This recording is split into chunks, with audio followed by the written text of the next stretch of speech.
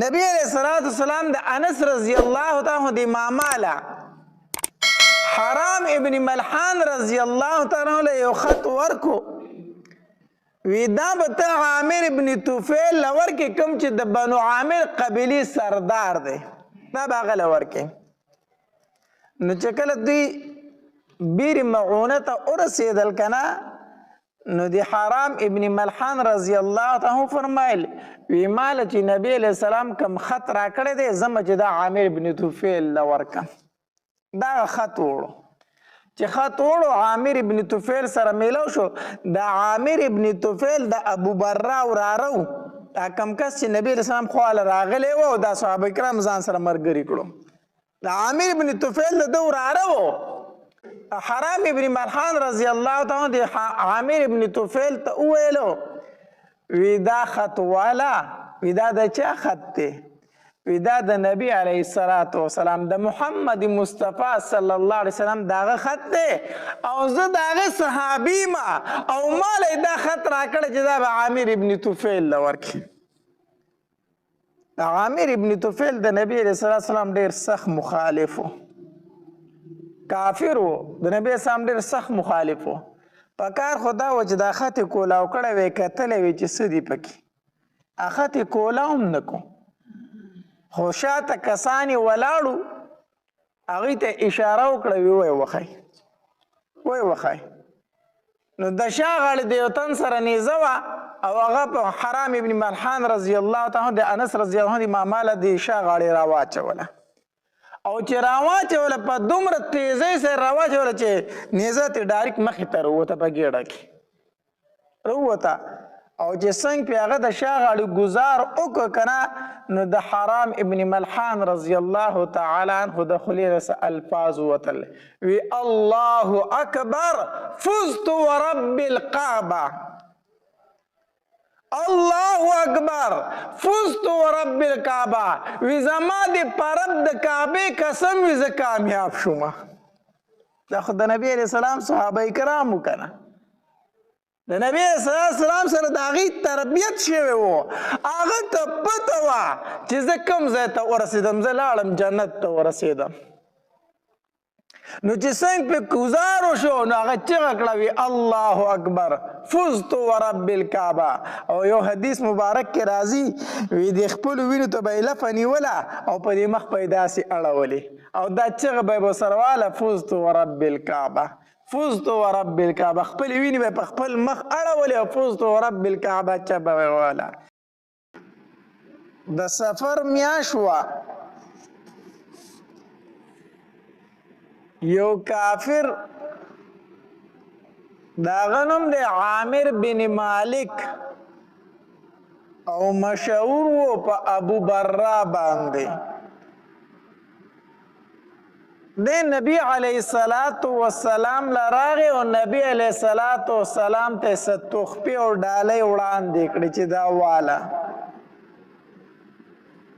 نبی علیہ الصلوۃ والسلام ته انکار وکړو زه ستا تحفې نه اخلم کو ایمان دې راوړو مسلمان شوي بیا به ستا نه دا ډالۍ او تحفه قبول کړم خو زه د کافر نه تحفې نه اخلم نبی علیہ الصلوۃ والسلام دی ابو برا باندې اسلام پیش کوي مسلمان شه خود نه اقرار وکړو نه انکار وکړو سخ انکار مونږ کو چې نه مسلمانېږم خو مسلمان هم نشو بس خبره یې لږه غلي غونته پرېښوده کلمه یې ونه ویله خو نبی علیه الصلاة والسلام ته دې ابو برا وویلو وی زه خو مسلمان نشوم خو زما سره څه ملګري یو ځای کا زما سره څه صحابه کرام ولیږه نجد طرف ته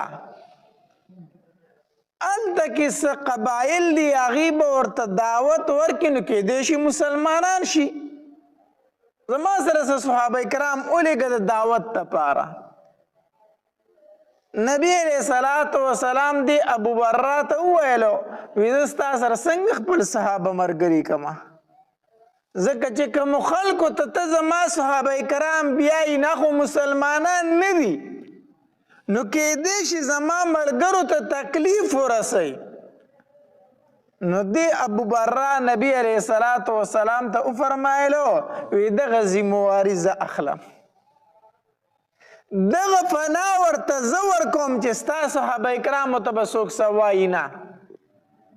نبی علیہ الصلوۃ والسلام ورته وفرمایل وی چې ته دا ذمواري اخلي او ته زما صحابه کرامو ته فنا ورکي بیا به در سره صحابه مرګري کم چې الته کافرو ته دعوت ورکي نبی علیہ الصلوۃ والسلام او یا صحابه کرام د سره مرګري کړو او یا صحابه کرام او دا او یا واړه دا د قرآن حافظان هم و عالمان هم و دوی ته به قرا ویلې کېدل په قرا باندې دا مشهور د قرآن عالمان هم و حافظان هم و دا او یا تنه نبی علیہ الصلوۃ والسلام د سره مرګري کړو او د دې او یا تنو امیر چې د منذر ابن عمر ساعدی رضی الله تعالی عنه نبی علیہ السلام مقرر کو د دې او یا تنو امیر منذر ابن عمر ساعدی رضی الله تعالی عنه مقرر کو تر دوی امیر خدا ډیر پاک باز عجیب صحابه کرامو ډیر الله والا خلقو ته دوی کار داو چې د ورځې به غره ته تلو لرګي به یې کول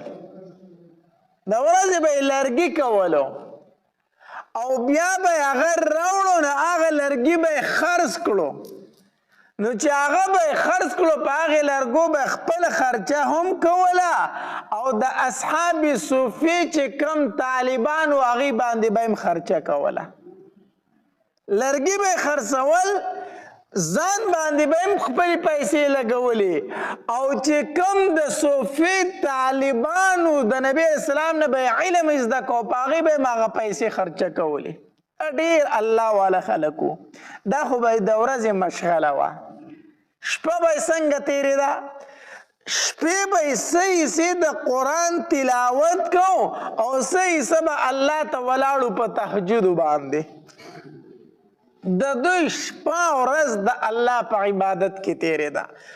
ډېر پاک باز او نیکمل صحابه کرامو د اویا چې مشهور په قرا باندې دوی ته به قرا ویلې کېدل نبی علیه السلام سره د اویا تنه مرګري کړو ځکه دعوت له لېږل که نه نو دعوت له خو پوه کس لېږل غواړي چې نورو خلکو ته دعوت ورکوي چې خپل علم خو ورسره یې که نه نو دا اویا تنه عالمانو د قرآن نو نبی علیہ السلام دوی دعوت له ولېږل دوی تلو چې کله بیري معونه ته ورسېدل دا یو ځای دی هلته ورسېدل دوی هلته پړاو واچو خو چې کله دوی تله که نه نو دې کې د انس رضی الله تعالی عنه ماما هم و حرام ابن ملحان رضی الله تعالی عنه دا د انس رضی الله تعالی عنه ماما و دې پکې موجود و نبی علیہ الصلوۃ والسلام دله یو خط ورکو وی دا به عامر ابن طفیل ورکې کوم چې د بنو عامر قبیلې سردار دی وی دا به هغه له ورکې بس پرېږده وایي ځه شوی دی زما لږه توجه خرابوي صحیح ده زه به پرېږده وایي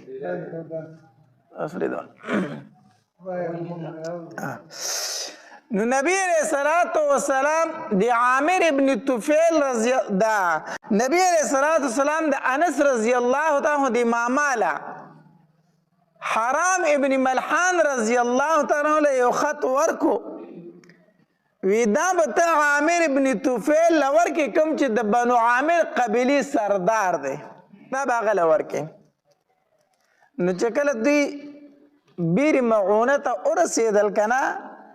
نو د حرام ابن ملحان رضی الله تعالی فرمایل وی ماله چې نبی علیہ السلام کم خط راکړی دی زمه چې دا عامر ابن طفیل له ورکم دا خط وړو چې خط وړو عامر ابن طفیل سره میلاو شو د عامر ابن طفیل د ابو برا وراره دا کم کس چې نبی علیه السلام خواله راغلی و او دا صحابه کرام ځان سره ملګري کړو د عامر ابن طفیل د ده وراره و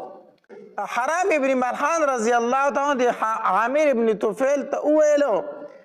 وی دا خط والا وی دا د چا خط دی وی دا د نبی علیه الصلاة والسلام د محمد مصطفی صلی الله علیه وسلم داغه خط دی او زه داغه صحابي ما او مال دا خط راکړه چې دا به عامر ابن طفیل له ورکړي دا عامر ابن طفیل د نبی علیه الصلاة والسلام ډېر سخت مخالف و کافر و د نبی اسلام ډېر سخت مخالف و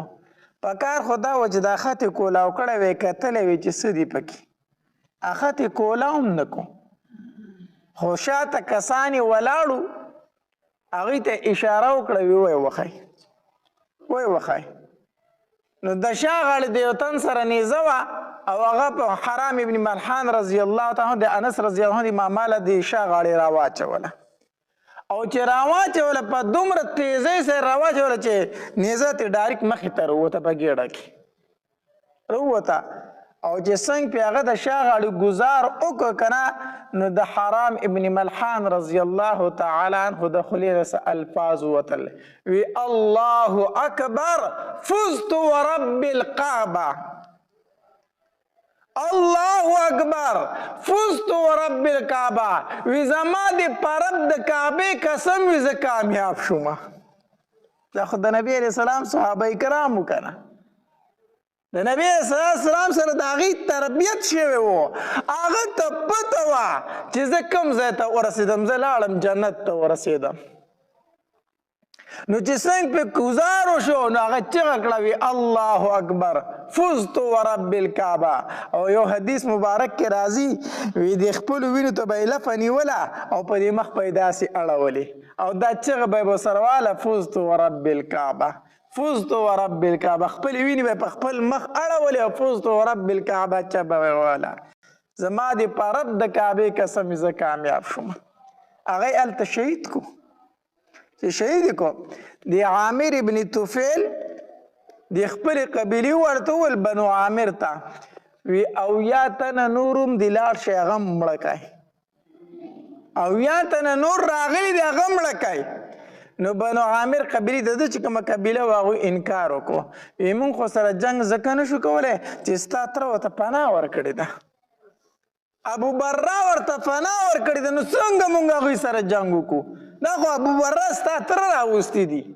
مونږ سره جنګ نشو کولی وی تاسو نه ځئ وی نه هلته څه نورې قبیلې وي د هغې ته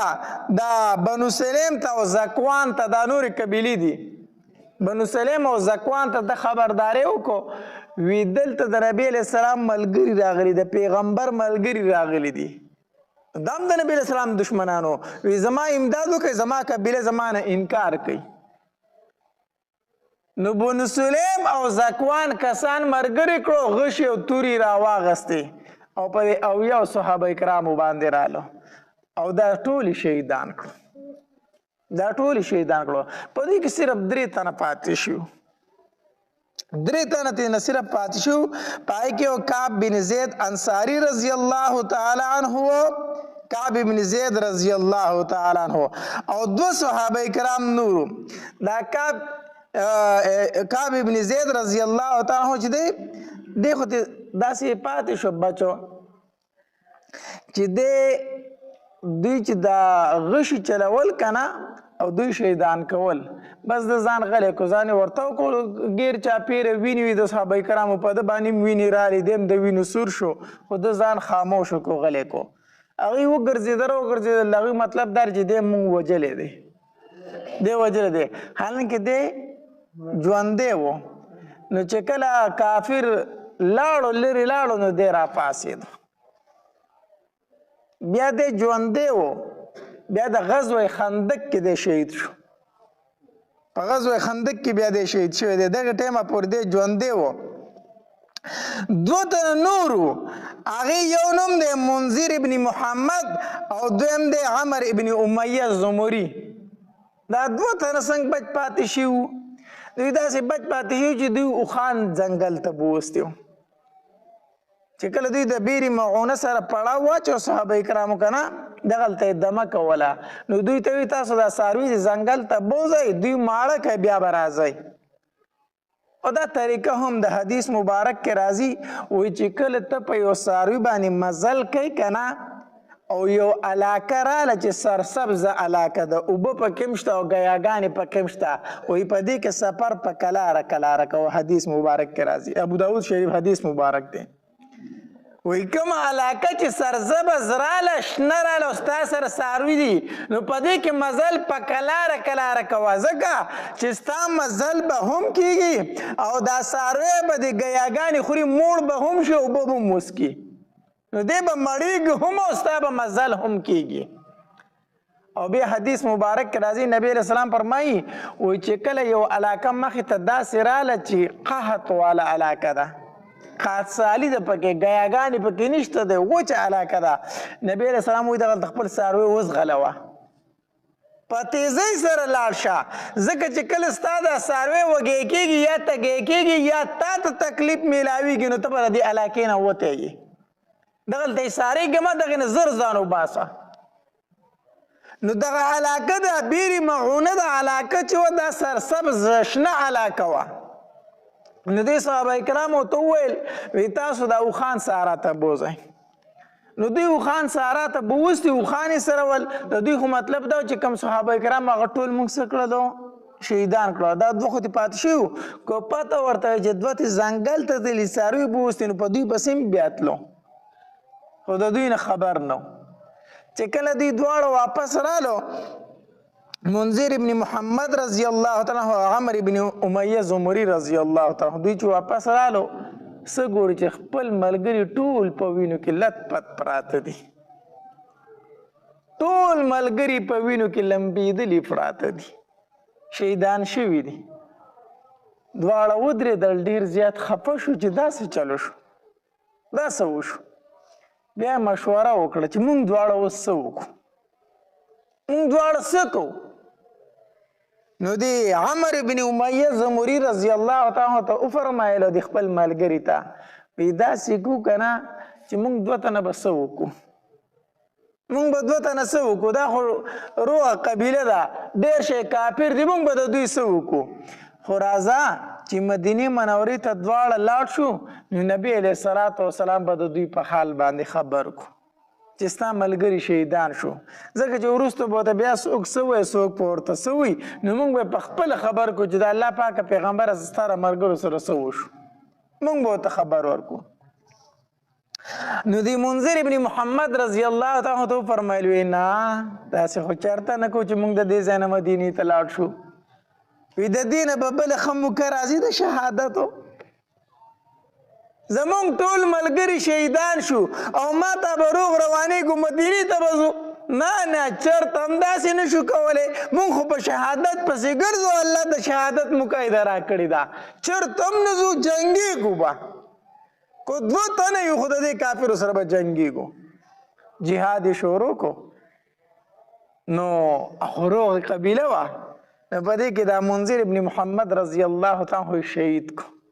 یې خو یې دغه د دیم شهید کو. او دا دویم صحابي چې عمر ابن امیہ زمری رضی الله تعالی عنہ دی گرفتار کو، وی دی وجنه ما گرفتار کنه دی گرفتار کو. نو چې گرفتار کو، نو کم سردار چې د دوی و عمر ابن طفیل دی غلبه وستو، وی نور خو ټول مونږ ووجل، خو دی خو دې ژوندی نیولی دی. عمر ابن طفیل وی دی زه نه وجنم، دی زه وجنم نه، سر یې وله کټاکو سر یې وله اخریو. وی زما مور یو نظر منلی و، یو منښته یې کړې وه چې که زما پلان کې کار وشي نو زه به یو غلام ازادومه. وی د غلام د ازادولو منښته یې کړې وه. وی چېرته و په غلامانو پسې ګرځو، خو بس دا تیار غلام دی که نه. وی سر وله کټاکی سر یې وله اخریو، وی دا زما غلام دی، ما آزاد کو، ما د خپلې مور منښته پوره کړه. وی زه څه وایم دی آزاد کوي. دا عمر ابن زمری رضی الله تعالی عنہ دوی آزاد کو، عمر ابن امیہ زمری رضی الله تعالی عنہ دی آزاد کو. دی را روانو د بیر معونه نه مدینې منورې ته راتو. نو چې راتو نو په لاره ورسره د عامر ابن طفیل د قبیلې دوه تنه ملګري شو. هم د دغې قبیلې چې دا صحابه کرام شهیدان کړو د هغې قبیلې سره 2 تنه ملګري شو خو نه عامر ابن طفیل کم چې قبیله وه بنو عامر دوی خو انکار وکړو که نه ستا تره ورته پناه ورکړي مونږه نشو دوی وجلی نو د دې بنو عامر 2 تنه د ده سره ملګري شو په لاره باندې را روان دي سفر کوي دته وایي ملګري ته د کوم ځای یې وایي زه خو د مدینې منورې یم مسافر یم راغلی وم زه مدینې منورې ته واپس هغې ورته وایي موږ د بنو عامر قبیلې یو زه ملګرتیا به کوو زه به موږ هم مدینې ته سو را روان دي راتلو ډېر سفر یې وکړو یو ځای کې دمه کوله دغه دواړه اوده شو دغه 2 کسان چې د بنو عامر قبیلې دا دواړه څه شو ده اوس سوچ کو چې موږ خو به د دې ملګرو بدله خامخا اخلو د دې ملګرو به خامخا بدله څه اخلو وی د ټولو خو نه شو اخیستی خو دا 2 خو مې وسته لاندې راغلي دي که نه خو زما سره خو څه شی نشته د په لاره هم دا مکسي کوله نو چې کله هغې اوده شو د هغې سره تورې وي نو د هغې یو ملګري نه هغه له توره راواخېسته د دواړو نه یې سرونه ووالو هغه دواړه خو هلته مردار کړو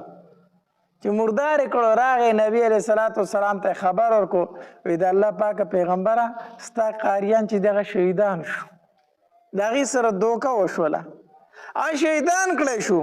او په لار راتلم نو ما د بنو عامر قبیلې 2 تنه مردار کړو د هغې په بدل کې نو نبي علیه السلام یې دا خو دې ښه ونه کړو